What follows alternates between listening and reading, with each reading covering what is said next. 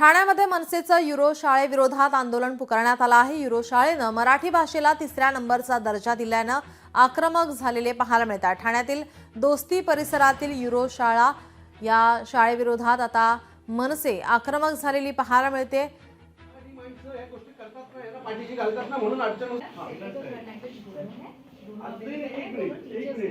Second ही language कंसाइक्विलिटी हो गया कि अभी आप लोगों को फोन करके बोल रहे हैं मराठी बोल नहीं 3 नंबर का लैंग्वेज मी तरी करा तुमच्यासारखे मराठी माणसं एक मिनिट तुमच्यासारखे मराठी माणसं मराठी कशी थर्ड लँग्वेज असू शकते? हिंदी सेकंड लँग्वेज म्हणतात आणि मराठी थर्ड लँग्वेज असते।